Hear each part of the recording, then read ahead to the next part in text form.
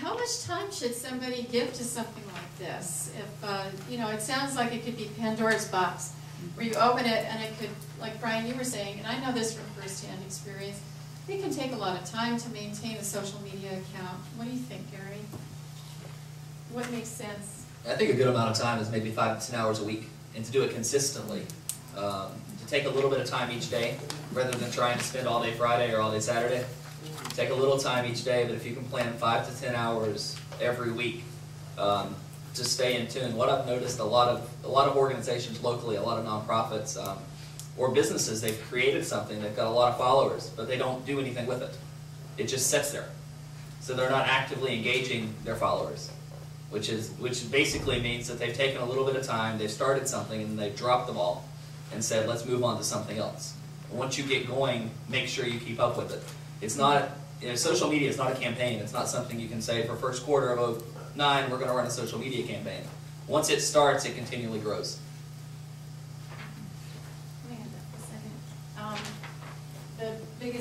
What's the biggest pitfall that social media practitioners might encounter?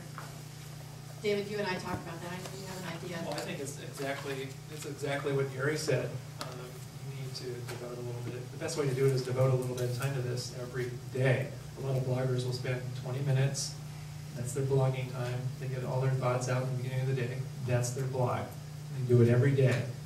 The worst thing is to get someone to your blog or your Facebook page and nothing has been done for a week. I mean, it's like showing up at the store and, you know, we'll clock on the thing says we'll be back in at 1 o'clock and you're there at 1:30. I mean, you just lost that person. So you need to keep current, and the best way is every day, or, you know, at least every couple of days.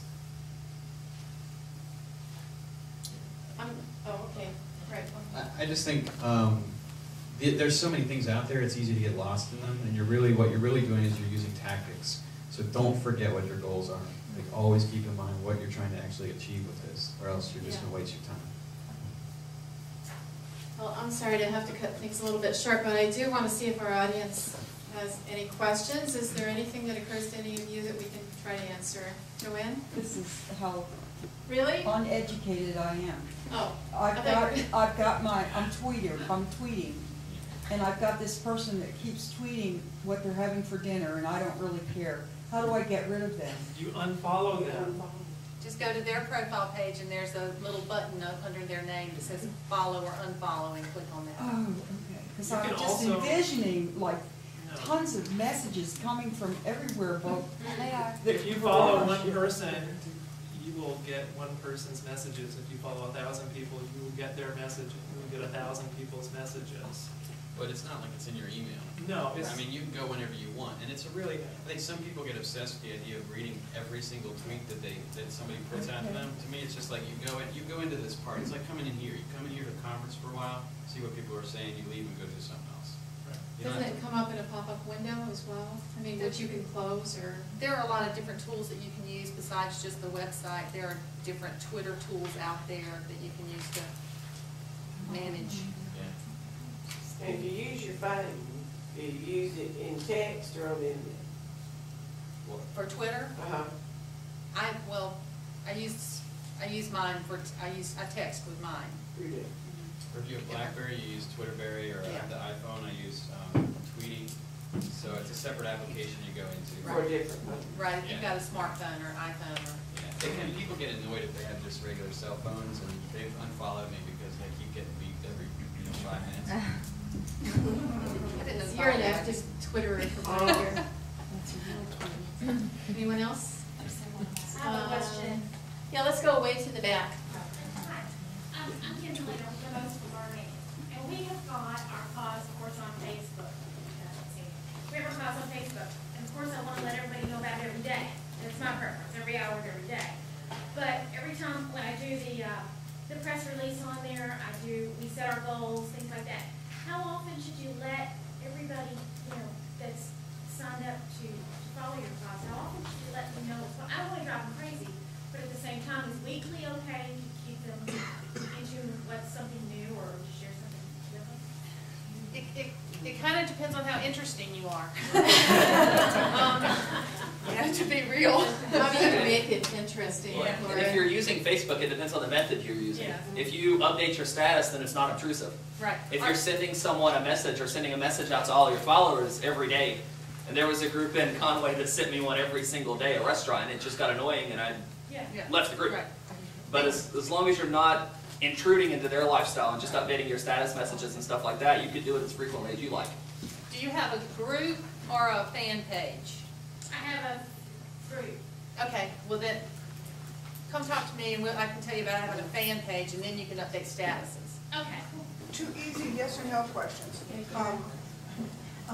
These social media networks, Twitter you said was free, the other ones obviously charged. Do most of them have an option? None. They're all No? free. They're all free. Okay, that's the first question. And is there any security issue on any of these? Yes. Which particularly with Facebook, I think right now, I mean, anytime you're on the computer, you need to be aware. Anytime you're on the internet, you need to be aware of what you're putting out there, and you need to be aware of what's coming in. And on Facebook, there have been different programs that have been like sent out, viruses that have been sent out through Facebook, even with hackers that have hijacked someone's profile. So, but usually it's just kind of being smart and if I get an update from somebody that it just doesn't make sense with the person that I know would not have sent that, or it's obviously misspelled, or there's other kind of clues that it just doesn't look genuine, don't ever click on a link that you're not absolutely sure of. And there was a Twitter phishing incident, like, I don't know, a month ago. So you gotta look, again, always at that address bar. It didn't say Twitter. Brian, I don't know if everyone knows what phishing is. Okay, so that's like, banks, like, if you get an email that says you need to put your information for your bank in, and you go to the site and you don't look real close, it could be another site that's pretending to be your bank and tries to get your information. So you just have to keep looking at that address bar at the actual domain name, make sure it's twitter.com or Facebook.com. Yeah, has anyone gotten those? I got a slew of those from the Conway National Bank at some point, which I don't have in a bank yet. So right then I was suspicious because they told me I had to check my account or something like And that. the only other Be thing very careful. is just prepare to lose control of this. On a social network, you can't monitor all the time what people are going to say. You can go in and delete their comments if you don't like them, but you can't always stay on top of it. So once you've talked to your legal counsel that works with your nonprofit, just make sure you have your hands around it, and you're going to lose control of it. So make sure you're aware of that. Your legal counsel's aware of that, because there's no way to police it 24 hours a day, 7 days a week. And to me, it's always better not to delete a bad comment unless it's really off color Right, or of something course. like that, but to respond, Mhm. because it's a conversation. Yep. And there's only one more thing I want to say. Is an analogy that I use is when you walk into a social media world, even Twitter, Facebook, MySpace, whatever, it's like you're walking into a cocktail party. You don't walk up to the first group of people you see and say, "Hi, my name's Lauren Cobb, I do social networking for a living." You walk up to a group of people, you listen to the conversation, you maybe have something to add.